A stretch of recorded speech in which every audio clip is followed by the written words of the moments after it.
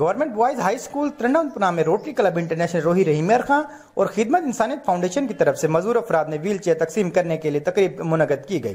تقریب کے میزبان محمد تھے۔ تقریب میں معذور افراد نے کثیر تعداد میں ویل چیئر تقسیم کی گئی۔ تقریب سے خطاب کرتے ہوئے روٹری پولیو پلس کمیٹی ممبر ممتاز بیگ نے کہا، انسانیت کی خدمت سے بڑھ کر کوئی بڑا کام نہیں، انسانیت کی خدمت سے سکون ملتا ہے، یہ سلسلہ جاری رکھیں گے۔ اسسٹنٹ گورنر روٹری کلب جان محمد وارسی نے بتایا کہ اب تک 102 معذور افراد میں ویل چیئر تقسیم کر چکے ہیں۔